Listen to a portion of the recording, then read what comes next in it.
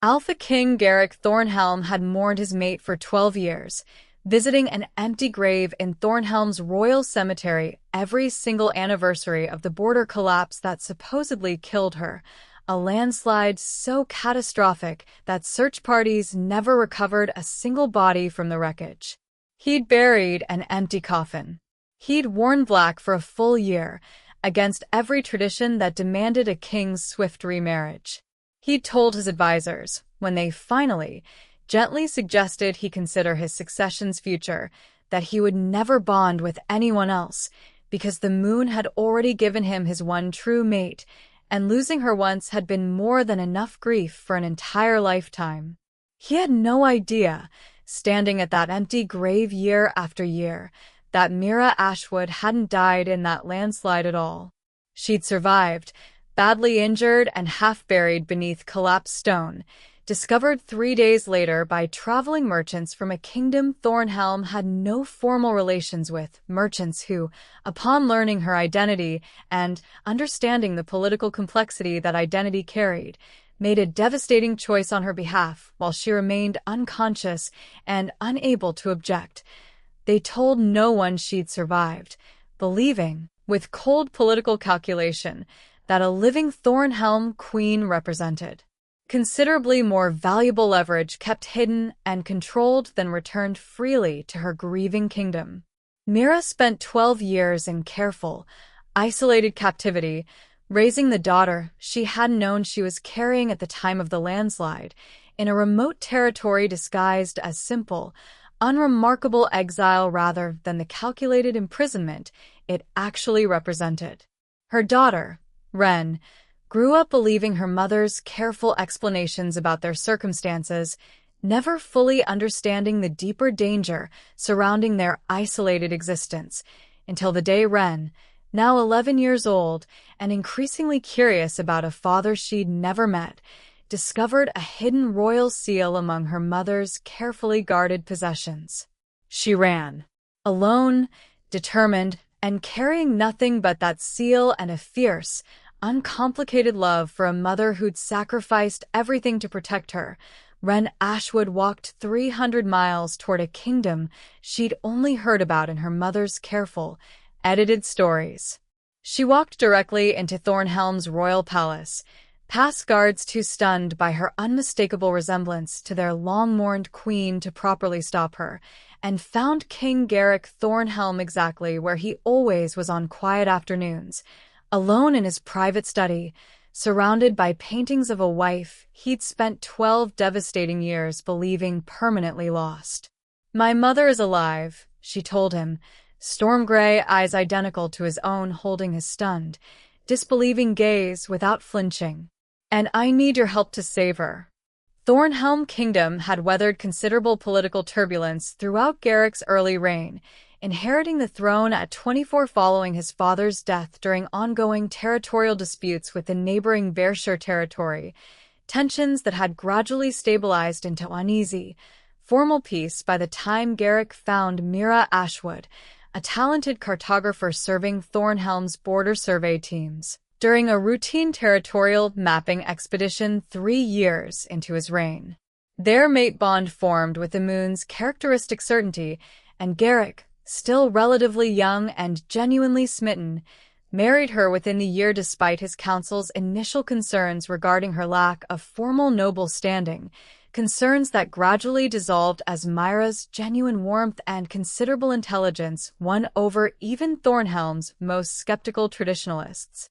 The catastrophic border landslide occurred during Myra's 4th month of pregnancy, while she personally oversaw a delicate territorial survey along Thornhelm's unstable northern mountain passes, work she'd insisted on continuing despite her condition, understanding the survey's genuine importance to resolving lingering territorial disputes with Berkshire before her child's eventual birth.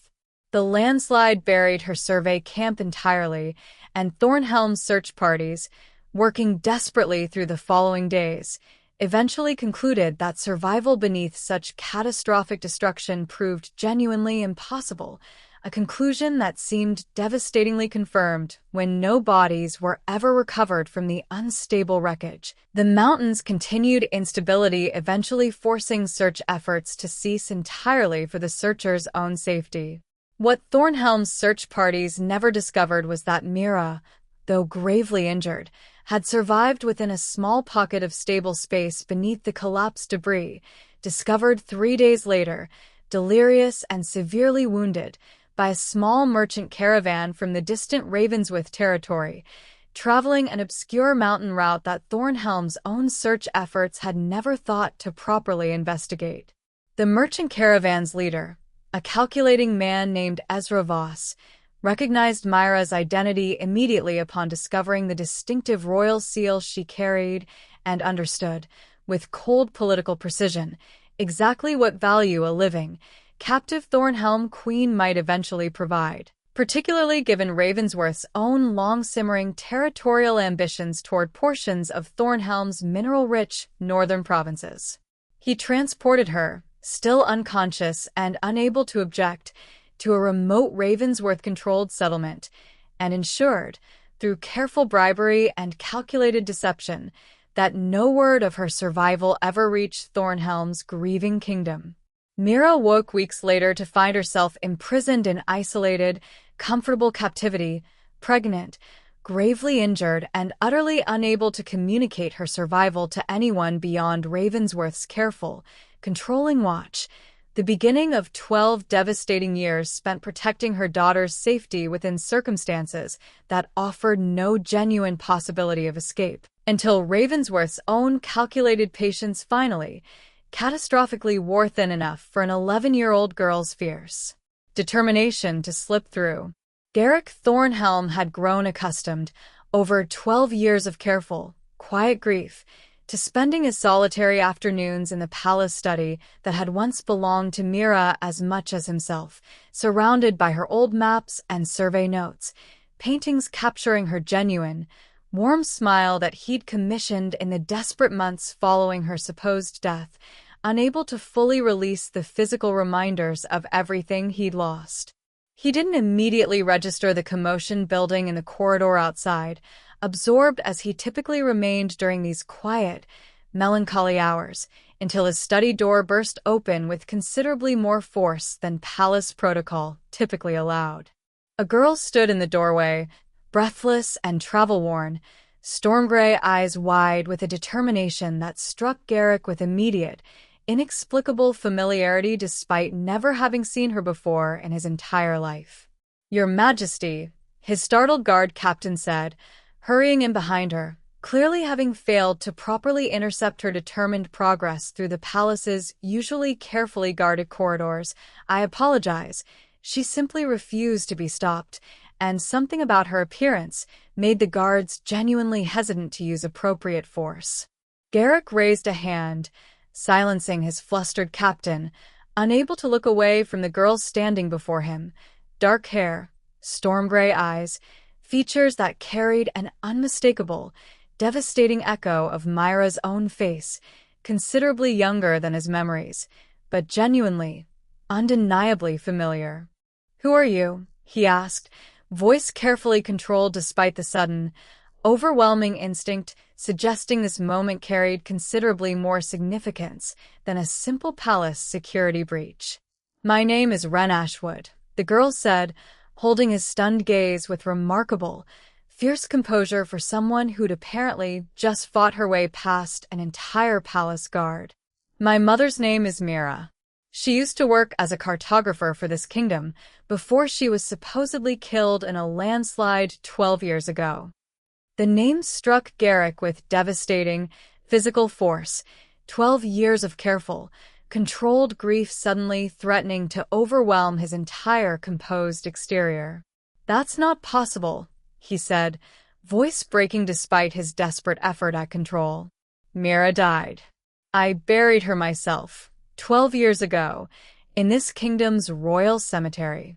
"You buried an empty coffin," Wren said, producing a small, worn leather pouch from beneath her travel cloak, extracting a golden seal that Garrick recognized instantly, with fresh, devastating shock, as Thornhelm's own royal cartographer's seal, the exact one he'd personally commissioned for Mira upon her formal appointment to that position, years before the supposed landslide had claimed her life. "My mother is alive, Your Majesty. She's been alive this entire time, held captive by people who never wanted this kingdom to know she survived." Garrick stared at the seal, 12 years of careful, controlled mourning shattering entirely beneath the devastating, impossible weight of this revelation. "Where is she?" he asked, voice barely above a whisper, hope and horror warring within him with an intensity he hadn't experienced since the original, devastating days following the landslide's catastrophic collapse. "Ravensworth territory," Wren said. "A settlement called Thornbrook, hidden away from any formal trade routes. I escaped 3 weeks ago, when I found this seal among her hidden belongings and finally understood enough of the truth to know I needed to reach you directly." 12 years, Garrick said, the words tearing loose with devastating, overwhelming grief and fury tangling together with fresh, desperate hope. 12 years. She's been alive, and someone has deliberately kept that truth from me. "Ravensworth wanted leverage," Wren said, with a maturity considerably beyond her 11 years, clearly born from a childhood spent navigating circumstances that had demanded genuine, hard-won understanding of political complexity most children never needed to develop. "My mother explained enough over the years for me to understand that much. But she never told me everything, Your Majesty. She was trying to protect me from the full danger, I think.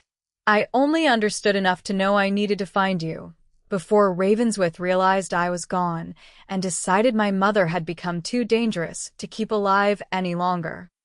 The devastating urgency in her final words snapped Garrick immediately into focused, determined action.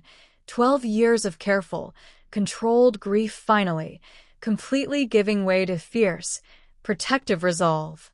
"Then we need to move quickly," he said, already summoning his most trusted advisors and military commanders, understanding with growing, desperate clarity that whatever rescue mission this devastating revelation now required would need to unfold with considerably more urgency than his own overwhelming shock currently allowed him to fully process. Wren provided careful, detailed information throughout the following hours, Garrick's most trusted council members gathering urgently to understand exactly what circumstances had kept Mira hidden and captive throughout 12 devastating years of Thornhelm's careful, uninformed mourning. "Thornbrook is a small, isolated settlement," Wren explained, positioned deliberately far from any formal trade routes or diplomatic contact. "My mother told me, when I was young enough that I didn't fully understand the danger, that we were living there for our own protection, following some kind of accident that happened before I was born." "When did you begin understanding the actual truth?" Garrick asked, his voice carefully controlled despite the fresh, devastating grief evident beneath his measured questions. "Gradually," Wren said. "I started noticing, as I got older, that we were never permitted to travel beyond certain carefully monitored boundaries. That the same few guards always seemed to be watching us, however subtly. That my mother would sometimes cry late at night when she thought I was asleep, saying names I didn't recognize." She paused, old grief and fierce protectiveness evident beneath her careful, measured explanation. One name she said more than any other was Garrick. The admission struck him with devastating, renewed force. 12 years of Myra's own careful, hidden grief suddenly given painful, undeniable confirmation. "The man who runs Thornbrook Settlement," Wren continued. "His name is Ezra Voss. He's not cruel, exactly, not in ways I could easily point to, but he's controlling, careful. He's made certain, throughout my entire life, that my mother understood exactly what would happen to both of us if she ever attempted genuine escape or contact with the outside world." "What kind of consequences?" Garrick asked, dread building steadily beneath his carefully controlled composure. "He never said explicitly," Wren said. "But I understood. watching how carefully my mother always weighed her words around him, that the threat felt genuine enough to prevent her from ever risking it, throughout 12 entire years of careful, quiet captivity. General Aldrich Thorne, Garrick's most trusted military commander, studied the map Wren had carefully sketched from memory, detailing Thornbrook's approximate location and the settlement's basic defensive layout. "This will require careful, strategic approach, Your Majesty," he said. Ravensworth territory maintains formal peace with Thornhelm. Technically, though this revelation suggests considerable, deliberate deception underlying that formal diplomatic relationship. A direct military incursion risks genuine war, unless we can properly document Ravensworth's actual culpability before taking decisive action. "I don't care about the political complications," Garrick said, fury and desperate hope hardening into unwavering resolve. "Mira has been held captive for 12 years, General. I refuse to allow diplomatic caution to delay her rescue by a single unnecessary day." "Your Majesty," Elder Havermore said carefully, "I understand your urgency completely, given the circumstances. But I would counsel considerable strategic care, precisely because rushing in carelessly risks Mira and Wren's genuine safety, should Ravensworth's forces respond to a poorly planned rescue attempt with a kind of desperate, dangerous action a threatened captor might understandably consider." Garrick absorbed this counsel with visible, difficult restraint, understanding, despite his overwhelming, desperate urgency, that genuine strategic care remained essential to ensuring Myra's actual, physical safety throughout whatever rescue mission ultimately unfolded. "Then we plan carefully," he said, "but we move quickly. I want a full strategic proposal within hours, not days. 12 years is already 12 years too long, General. I refuse to allow additional unnecessary delay to cost her even a single further day of unjust captivity." The following hours brought urgent, careful strategic planning. Garrick's most trusted advisors and military commanders working alongside Wren's detailed knowledge of Thornbrook's settlement to develop a rescue plan that balanced genuine urgency against the considerable strategic care Elder Havermore's counsel had wisely emphasized. "Thornbrook maintains a garrison of approximately 30 guards," General Thorne reported, several hours into the intensive planning session, considerably fewer than a full military response might anticipate, though sufficient to present genuine resistance should our approach lack proper strategic subtlety. "I can help identify the settlement's actual guard rotation patterns," Wren offered, her considerable, hard-won knowledge of Thornbrook's daily operations proving invaluable throughout the planning process. "There are specific times when the outer perimeter maintains considerably lighter security, particularly during evening meal rotations." Garrick studied his daughter, a word that still carried devastating, overwhelming weight given how recently he'd learned of her existence entirely, with growing, complicated admiration regarding exactly how thoroughly her difficult childhood had apparently developed genuine strategic capability well beyond her 11 years. "You've clearly given this considerable thought," he observed, "beyond simply escaping yourself." "I always intended to return for my mother," Wren said, with fierce, unwavering conviction. "I only left without her because she made me promise, if I ever found genuine opportunity for escape, that I would take it immediately rather than risking both our safety attempting some larger, more complicated plan. She insisted that reaching you directly represented our best genuine hope, rather than any escape attempt we might manage entirely alone." The revelation struck Garrick with fresh, devastating grief and admiration, understanding exactly how thoroughly Myra's own protective love had shaped this entire, devastating situation's ultimate resolution. "Your mother made an extraordinarily difficult choice," he said quietly, "trusting you alone with such enormous responsibility. She trusted me because she raised me to handle exactly this kind of responsibility," Wren said, with a maturity that spoke to considerable, hard-won confidence despite her young age. "She always said that whatever circumstances life presented, Genuine courage and careful thinking matter more than simply waiting passively for rescue that might never actually arrive. The rescue plan that gradually emerged over the following hours combined careful stealth with decisive, coordinated action. A small, elite team led personally by General Thorne, utilizing Wren's detailed knowledge of the settlement's actual security patterns to infiltrate Thornbrook during its most vulnerable evening period, while Garrick himself, against his advisor's initial careful objections, insisted on personally leading the rescue team's final approach. "Your Majesty," Elder Havermore cautioned, "your personal safety carries considerable weight for this kingdom's continued stability.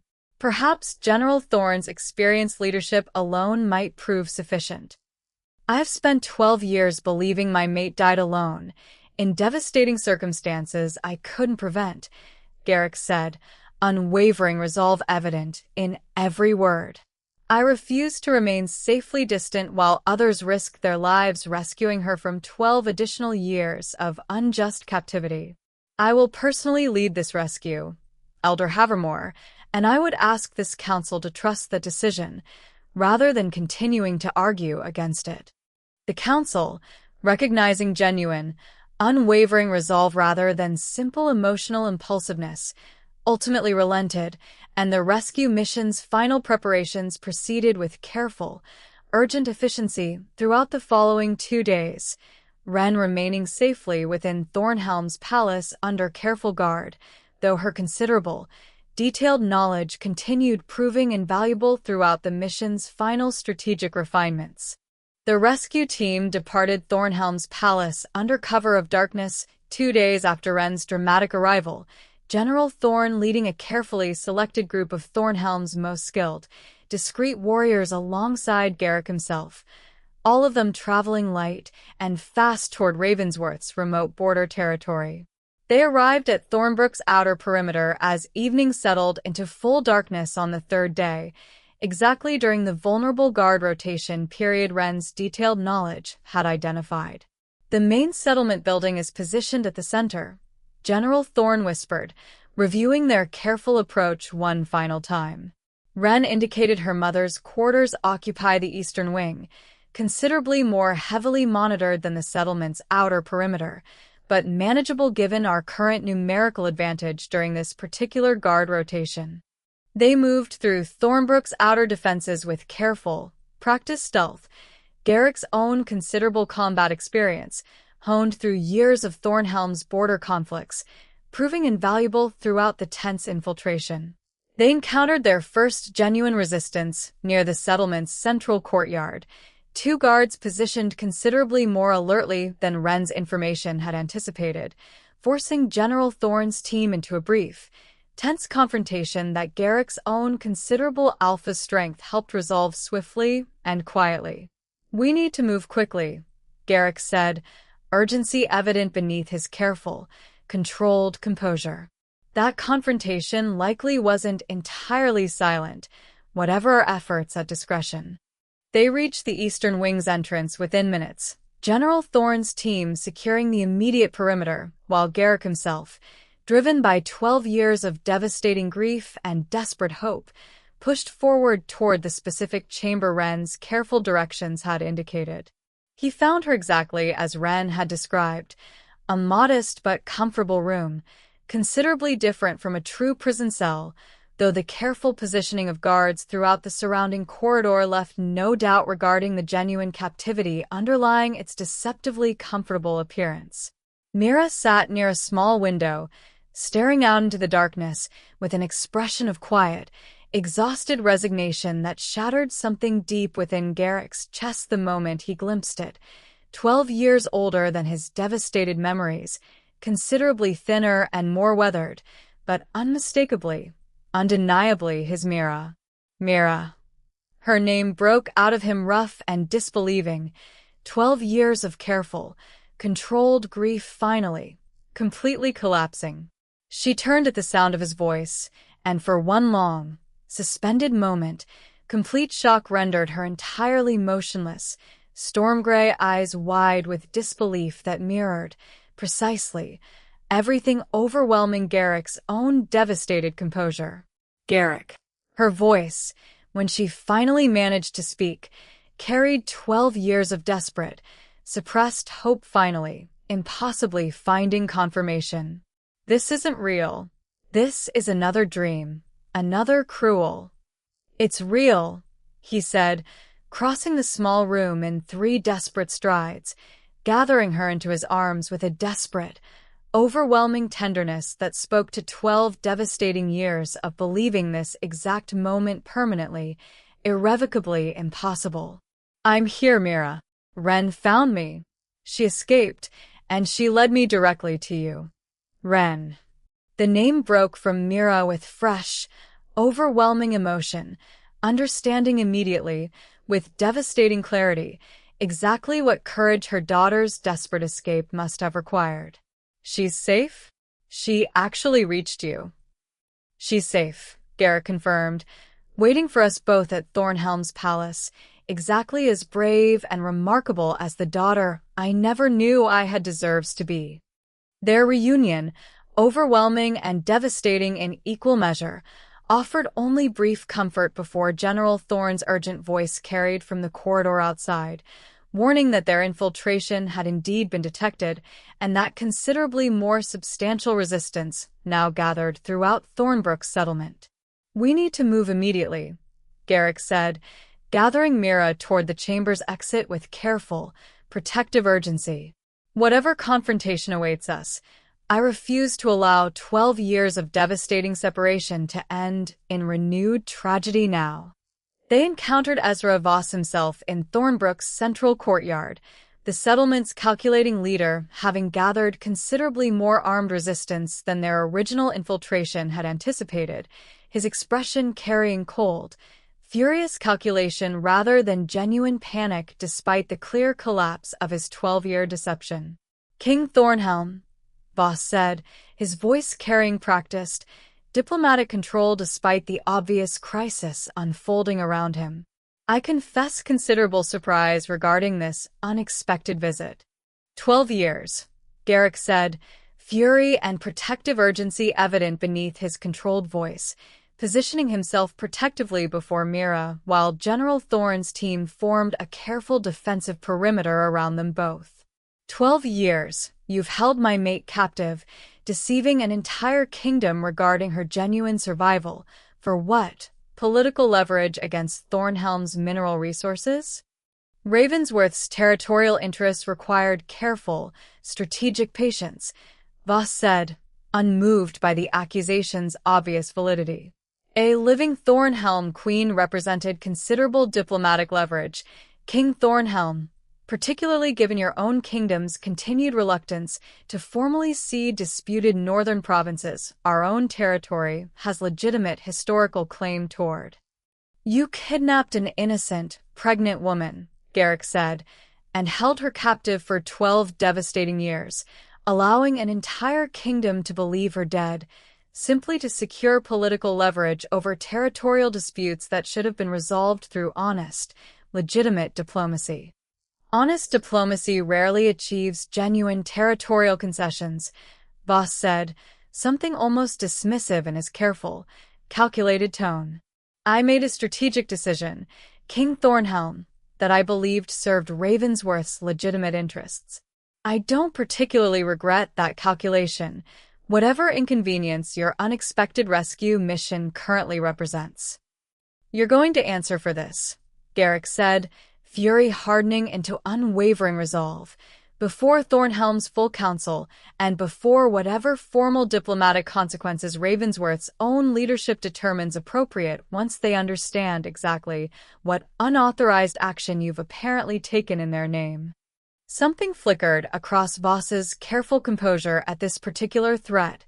Genuine uncertainty, Garrick understood with growing clarity, regarding exactly how much of this 12-year deception Ravensworth's actual formal leadership had genuinely authorized, versus how much reflected Voss's own independent, calculated ambition. Ravensworth's formal leadership, Voss said, careful hesitation now evident beneath his previous confident composure, may not possess complete awareness regarding every specific detail of this particular territorial strategy. You acted alone, Mira said, stepping forward despite Garrick's protective instinct to keep her carefully shielded. 12 years of careful, controlled fury finally finding voice. You held me captive for 12 years, separated me from my kingdom and my husband, forced my daughter to grow up in isolated captivity, and you did it entirely on your own calculated ambition, without even the legitimate cover of formal Ravensworth authorization. The confrontation, tense and increasingly volatile, resolved not through the violent conflict General Thorne's defensive perimeter had carefully prepared for, but through Voss's own dawning, calculated recognition that continued resistance now risked considerably more severe consequences than his original 12-year gambit had anticipated. I will permit your departure, he said finally, careful calculation evident beneath his forced, diplomatic composure, provided this confrontation remains framed as my own independent action, rather than formal Ravensworth territorial policy. That determination, Garrick said, belongs to Thornhelm's formal diplomatic response, not your own continued self-serving calculation.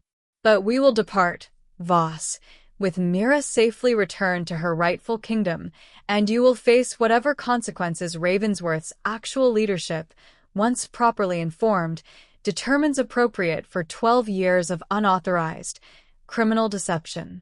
They departed Thornbrook within the hour, Mira safely secured among Thornhelm's rescue party, 12 devastating years of separation finally, genuinely beginning their long, difficult journey toward resolution.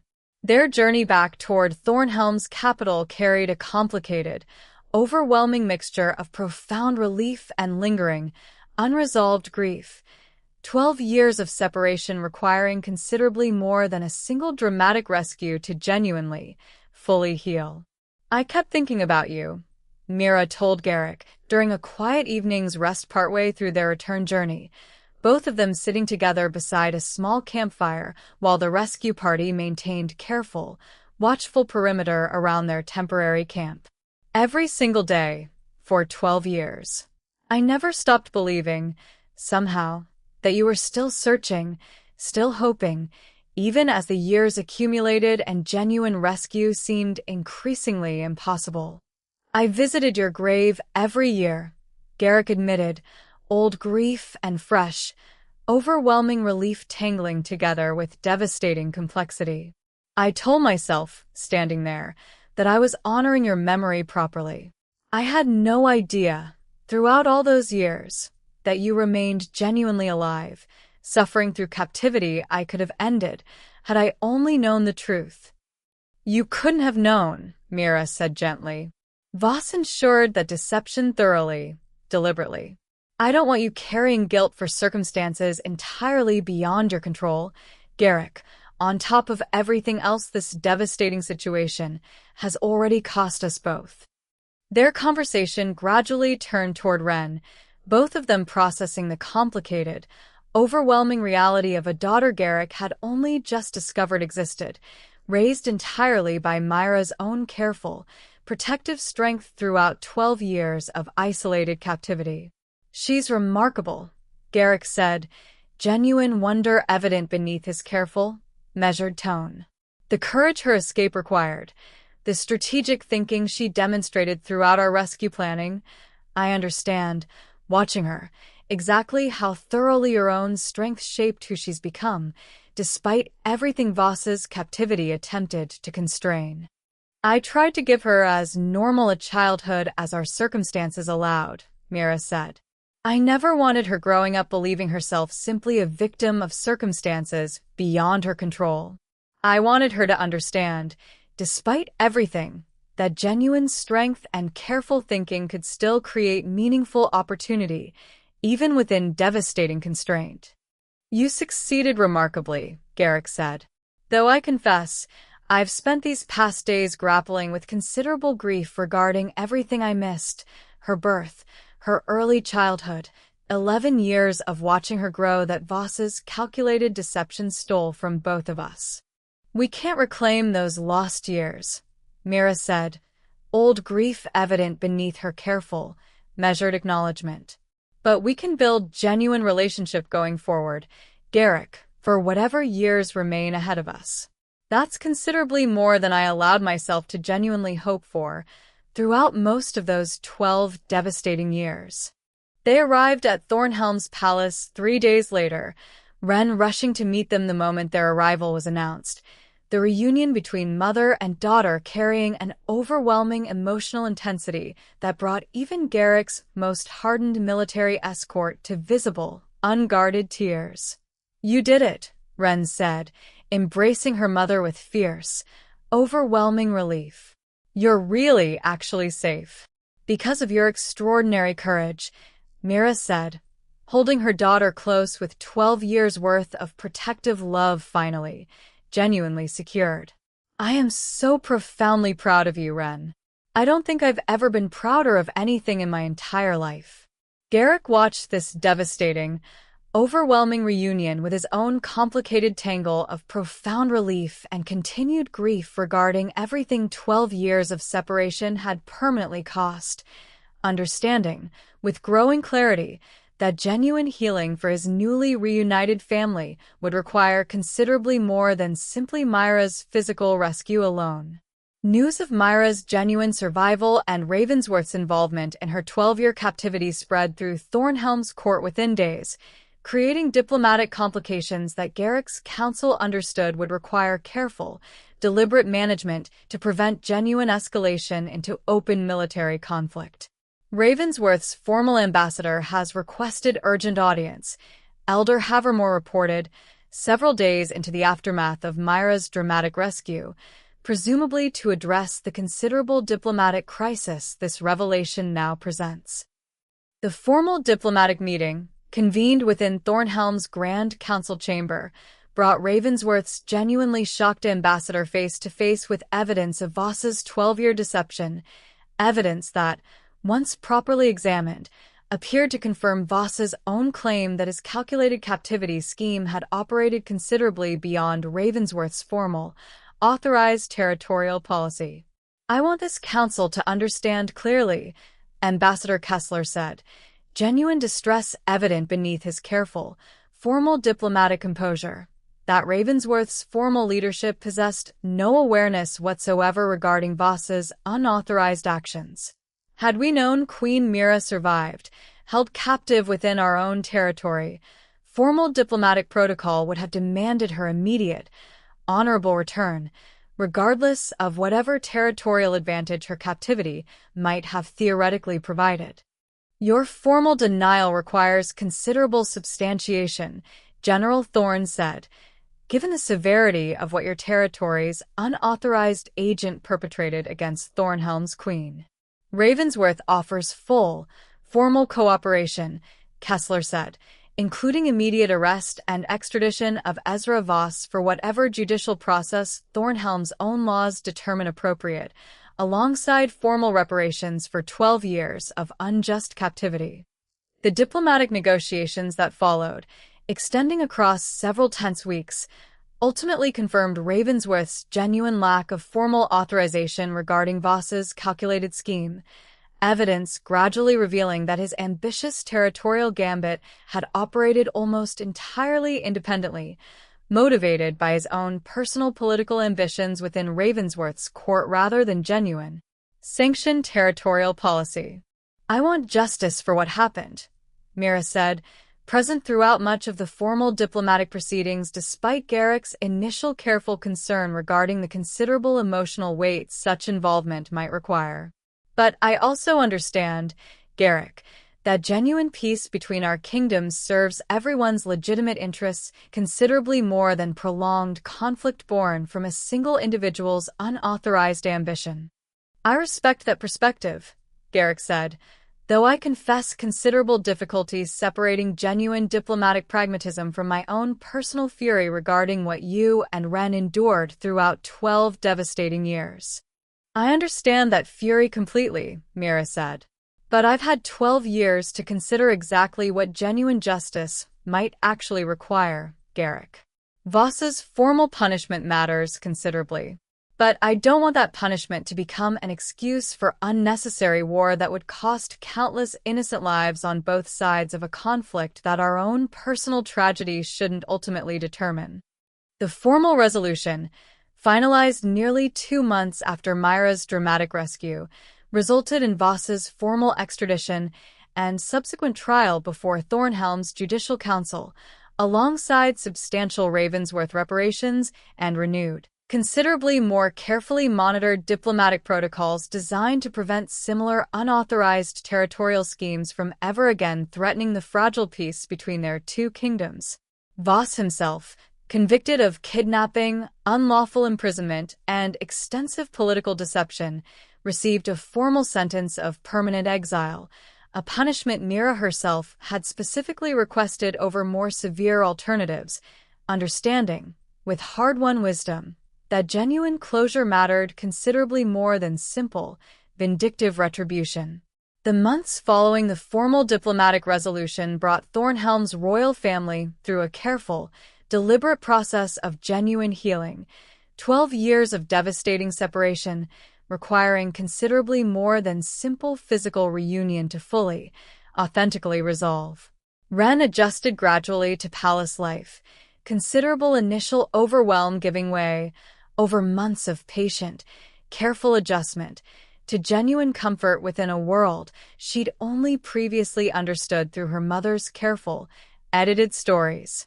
"I still sometimes expect Thornbrook's careful monitoring," she admitted to Garrick, several months into her continued adjustment, both of them walking together through Thornhelm's palace gardens during one of their increasingly regular, deliberate father-daughter conversations. "It's strange, understanding that I can genuinely explore this palace freely, without constant careful observation." "That adjustment will take time," Garrick said gently. "I don't expect 12 years of careful, necessary caution to simply disappear overnight, Wren. But I hope, gradually, you'll come to understand that genuine safety and freedom await you here, for however long that understanding genuinely takes to fully develop." Their relationship developed with careful, deliberate patience, Garrick understanding, through considerable effort and genuine humility, that establishing authentic father-daughter connection with an 11-year-old he'd only just met required considerably more careful patience than simple biological connection alone could provide. "I've been thinking," Wren told him, several months into their continued careful bonding, "about everything Mom sacrificed throughout those 12 years to keep me safe. I understand now, more thoroughly than I did during Thornbrook's actual circumstances, exactly how much courage that sacrifice genuinely required." "Your mother is remarkable," Garrick agreed. "I don't think I fully understood, throughout our original years together, exactly how much genuine strength she possessed, until witnessing everything she managed to protect and preserve throughout 12 devastating years of unjust captivity." Mira herself, meanwhile, gradually rebuilt her own place within Thornhelm's court and broader kingdom, her considerable cartography skills, honed, ironically, through years of careful, detailed mapping she'd maintained throughout her captivity, documenting Ravensworth's territory with meticulous precision that would eventually prove invaluable to Thornhelm's own strategic understanding, earning renewed, genuine respect throughout the kingdom's formal governance. "I want to establish something meaningful from what happened," she told Garrick, nearly a year into their continued reunion, both of them reviewing her detailed Thornbrook survey maps together in his study. "A formal program, perhaps, dedicated to identifying and rescuing others held in similarly unjust captivity throughout the Northern Territories.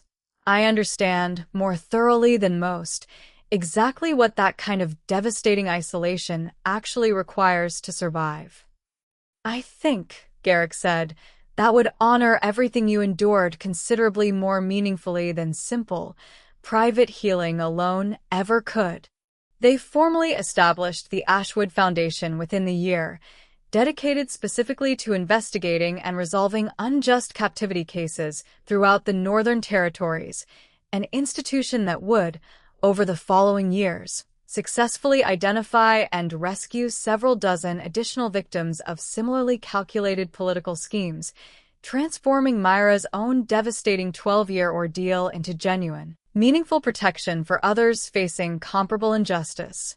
Ren, increasingly confident and secure within her new life, began developing her own considerable interests throughout her continued adjustment, showing particular aptitude for diplomatic strategy that delighted Thornhelm's council, alongside her mother's own natural cartography skill that suggested genuine, inherited talent for the meticulous, patient work that had once helped preserve both their lives throughout 12 devastating years of careful, hidden survival.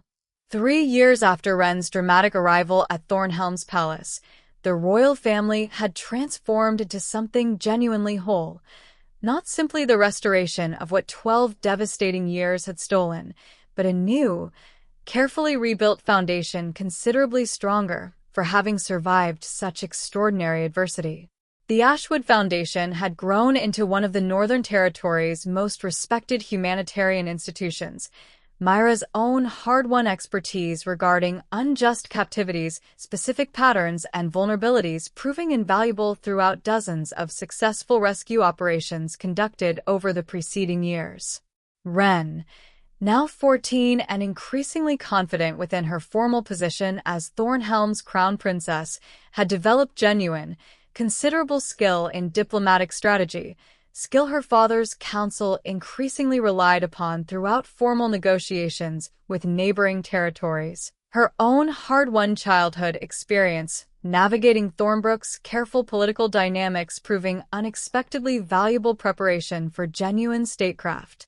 "You've built something remarkable," Elder Havermore observed, during a formal council session marking the 3rd anniversary of Myra's dramatic rescue from what once seemed an unrecoverable tragedy.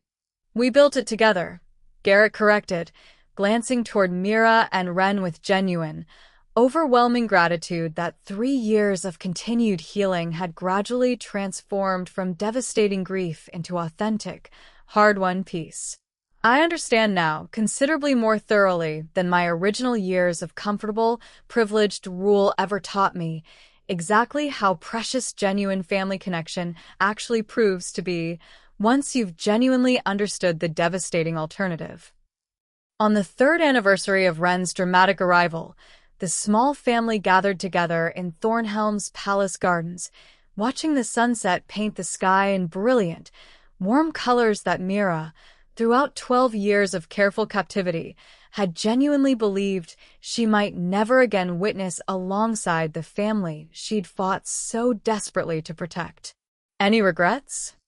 Myra asked, echoing a question that had become something of a treasured tradition throughout their continued, deliberate healing. "Only that Voss's calculated cruelty cost us 12 years we can never genuinely reclaim," Garrick said, pulling her close with the same devastating gratitude that had characterized every day of their continued reunion. "But I've learned, these past 3 years, to hold that grief alongside genuine gratitude for everything we've managed to rebuild since. We took something devastating, and we transformed it into considerably more meaningful purpose than simple personal happiness alone could ever provide." "I think," Ren said, joining their embrace with the easy comfort of a daughter who'd finally, genuinely found permanent home after years of careful, uncertain captivity, "that's precisely what makes our story genuinely worth telling. Not simply that we survived devastating tragedy, but that we transformed that survival into something that continues protecting others facing similar injustice." Above them, the full moon rose bright and clear over a kingdom finally, genuinely whole, and Garrick Thornhelm, watching his family with a gratitude 12 devastating years of grief had taught him never again to take for granted, understood precisely how extraordinary genuine, hard-won reunion truly proved to be. The end.